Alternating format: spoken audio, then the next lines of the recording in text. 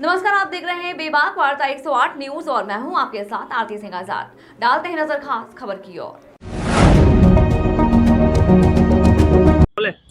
संसद नहीं तो सरकार नहीं, इसी तर्ज पर हरिद्वार के संस्कृत महाविद्यालय में एक आंदोलन चल रहा है, जहां पर पिछले 3 दिन से लगातार ये आंदोलन चल रहा है।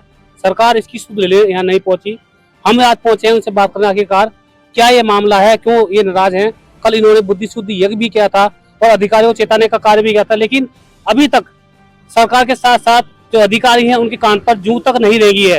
हमारे साथ हैं संस्कृत के ज्ञानी, उनसे जानते हैं आखिरकार आपका जो आंदोलन है क्या कारण है कि आपको आंदोलन करना पड़ा। जी, 126 जो प्रबंधकीय शिक्षक हैं हमें 25 मार्च 2021 का जो शासनादेश जारी हुआ था उसके अनुसार हमें भी लिया जाना चाहिए था और हमें वंचित रखा गया मानदेय से। पूर्ण योग्यता है, जो 155 की योग्यता है वही योग्यता हमारी है, उनसे ऊपर ही होगी पर नीचे नहीं है। सभी क्वालिफाइड है, नेट क्वालिफाइड है, पीएचडी है, एमफिल है, एमए बीएड है, फिर भी हमें इस मानदेय से वंचित रखा गया। क्या कारण है कि संस्कृत शिक्षकों के साथ सौतेला व्यवहार सरकार कर रही है? अब ये तो संस्कृत शिक्षकों के साथ इसलिए किया जा रहा है क्योंकि इसको छोटा सा एक विभाग बोला जाता है और संस्कृत के नाम पे सरकार आती है और काम धरती पे कुछ नहीं होता है। संस्कृत विद्यालय आज की डेट में बंद होने की कगार में है।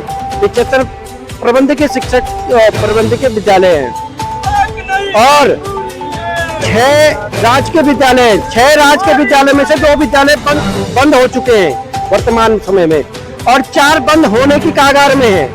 वहाँ एक ही नियमित शिक्षक हैं। जिस तरह से करेक्ट संदेश नहीं मिल पा रहा, अधिकारियों ने क्या इसमें अपनाया है, क्या कारण है कि आपको आंदोलन करना पड़ा? मैं आपके माध्यम से बताना चाहता हूं कि हमारी जो फाइल 126 प्रबंधकीय शिक्षकों की है उसमें माननीय मुख्यमंत्री जी का, धामी जी का और पूर्व जो शिक्षा मंत्री थे अरविंद पांडे जी, उन्होंने 3 जनवरी 2021 को हमारी फाइल में अनुमोदन किया है कि नियमावली 7, 9, 11 के आधार पर 126 प्रबंधकीय शिक्षकों को विचलन के माध्यम से, जो कि मुख्यमंत्री का विशेषाधिकार है, उसके माध्यम से इनको मानदेय में सम्मिलित किया जाए और इनका शासनादेश जारी किया जाए। लेकिन उसके बाद आचार संहिता लगी और आचार संहिता के बाद कोई कार्य नहीं हुआ।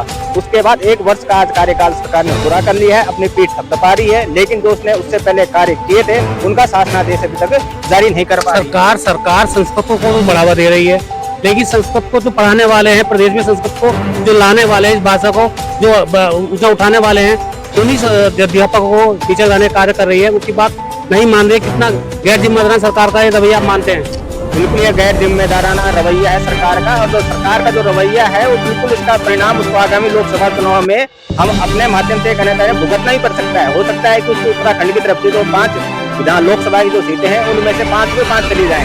मैं एक बार फिर से सरकार को चेताना चाहता हूँ कि आप संस्कृत के प्रति ऐसा सौतेला रवैया न अपनाएं, क्योंकि अगर संस्कृत जगत में अगर क्रोध की ओर या उपरांत होकर आई है आंदोलन तो आगामी लोकसभा चुनाव में उसका इसका परिणाम भुगतना पड़ सकता है। हमारे साथ हैं नवीन मुंडे, उनसे भी जानते हैं, मीडिया प्रभारी है, कि किस तरह से पूरे प्रदेश में ये बात लगातार सोशल मीडिया पे लगातार बढ़ती जा रही है। जी नवीन, ये बिल्कुल हमारा जो ये कार्यक्रम है उसका जो अपडेट है, पूरे उत्तराखंड में जगह जगह समय फोन आ रहे हैं कि आप लोगों का जो आंदोलन है वास्तव में एक होना चाहिए कि भाई तुम लोग वर्षों से काम कर रहे हो, निस्वार्थ भाव से सेवा कर रहे हो और आपके साथ ऐसा सौतेला व्यवहार किया जा रहा है। हमें बहुत दूर दूर से फोन आ रहा है कि आपका जो आंदोलन है बिल्कुल आप जारी रखिए और आपकी जो मांग है वो जायज मांग है और निश्चित ही पूरी होगी और हमें पूर्ण उम्मीद है कि इसमें कोई सकारात्मक परिणाम हमें जल्द मिलेगा, नहीं तो हम इस आंदोलन को और उग्र रूप आगे देंगे। भाषाओं की जननी संस्कृत है, सब मानते हैं। इसका सरकार पुरजोर कोशिश भी करती है संस्कृत को बढ़ावा देने के लिए। सरकार ने लगातार कहा है कि वे संस्कृत को बढ़ावा देने के लिए प्रचार प्रसार भी सरकार द्वारा किए जा रहे हैं, लेकिन क्या मानते हैं कितना फर्क इस पर पड़ेगा? जी, सर्वेषां भाषाणां जननी संस्कृत भाषा, सभी भाषाओं की जननी जो है संस्कृत भाषा है। लेकिन उत्तराखंड में स्थिति यह है, केवल सन 2010 में माननीय हमारे जो सांसद जी हैं निशंक जी ने इसको द्वितीय राजभाषा घोषित कर दिया।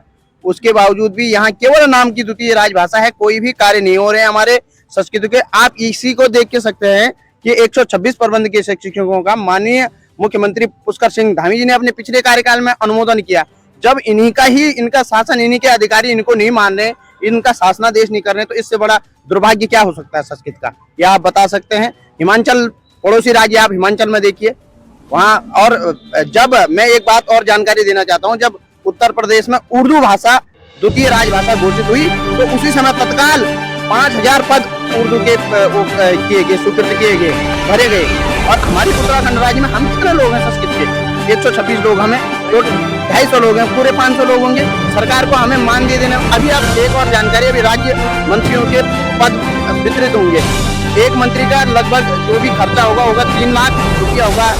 हमारा तो वो भी नहीं है, हम तो आपसे कोई परमानेंट नियुक्ति नहीं मांग रहे हैं। हम तो कह रहे हैं हमें जिससे आपने 155 प्रबंधकीय शिक्षकों को मान दे दिया, उसी प्रकार हमारे 126 प्रबंधकीय शिक्षक उन विद्यालयों में उन्हीं के समान कार्य कर रहे हैं। ऐसा नहीं कि वो अलग पढ़ा रहे हैं, हम अलग पढ़ा रहे हैं। हम भी वही समय पर विद्यालय जा रहे हैं, उन्हीं के समय में विद्यालय से आ रहे हैं, उन्हीं कक्षाओं को हम भी पढ़ा रहे हैं, वो भी पढ़ा रहे हैं, और जो नियमित शिक्षक हैं वो भी वही कार्य कर रहे हैं। तो एक कैसा सौदा व्यवहार हमारे साथ उत्तराखंड सरकार कर रही है। मैं माननीय हमारे शिक्षा मंत्री धन सिंह रावत जी से आपके माध्यम से कहना चाहता हूं कि आप हमारी पीड़ा को अगर नहीं भुगतेंगे तो अगर हम नामकरण करना जानते हैं ना, हम ब्राह्मण परिवार से आते हैं, तो हम पिंडदान करना भी जानते हैं, और आपका श्राद्ध करना भी जानते हैं, क्रियाक्रम करना भी जानते हैं। और बगला मुखी जब कह के हम आपको बता देंगे कि हम ब्राह्मणों की कैसी शक्ति है, हमारी हम अध्यापकों की कैसी शक्ति है, आपको पता चल जाएगा इसी माध्यम से। इसमें देखिए कल जिस तरह से बुद्धि छुट्टी यज्ञ किया गया था, अधिकारियों की बुद्धि को पटरी पिलाने के लिए यज्ञ किया था, तो किस तरह का यज्ञ था फतेहगढ़ जी? कल हमारे संगठन द्वारा मंत्रियों की और हमारे जो अधिकारी हैं उनकी बुद्धि शुद्धि के लिए यज्ञ किया गया था कि ईश्वर जो है उनको सद्बुद्धि दे, और जो 1 साल से शासनादेश जारी नहीं हुआ है, माननीय मुख्यमंत्री जी द्वारा पुराने कार्यकाल में इसको अनुमोदित किया गया है। और वर्तमान में जो हमारे शिक्षा मंत्री जी हैं डॉक्टर धन सिंह रावत जी से निवेदन करना चाहेंगे कि यथाशीघ्र वो जो है इसका शासनादेश जारी करवाएं, क्योंकि जो हमारी फाइल है वो निदेशालय और निदेशालय से सचिवालय जाती है, और शायद 1 साल में नहीं तो 4 या 5 बार निदेशालय द्वारा विद्यालयों से आज्ञा मांगी गई है कि कौन सा जो है शिक्षक किस पद पे कार्यरत है, वो जो है 4 से 5 बार मांगी गई है। तो ये समझ नहीं आती है कि कब तक ये जो है ये आज्ञा मांगते रहेंगे, क्योंकि इससे पूर्व 155 जो शिक्षक हैं उनको जो मानदेय दिया गया है, उनको बिना पद सृजन या बिना उसके पदों के दिया गया है, सिर्फ विषय के आधार पर उनको जो है मानदेय दिया गया है। तो हमारी भी यही मांग है कि जब मुख्यमंत्री के द्वारा इसको अनुमोदन कर दिया गया है, तो सचिव और निदेशालय के बीच ये फाइल जो है पदों के मांग पे क्यों घूम रही है, इसमें जो है जब अनुमोदन है तो इसमें शासनादेश शीघ्र जारी किया जाए। देखा पिछले 3 दिनों से संस्कृत शिक्षकों का ये आंदोलन लगातार हरिद्वार में जारी है। उनकी मांग है कि जल्दी से जल्दी प्रदेश की जो सरकार है उनकी मांगे पूरी करे, नहीं तो आने वाले समय में उनको अंजाम भुगतना पड़ेगा। कैमरामैन हर्ष के साथ नरेश कुमार। इतना ही, खबरें अभी और भी हैं, बने रहे हमारे साथ और देखते रहे बेबाक वार्ता 108 न्यूज। नमस्कार।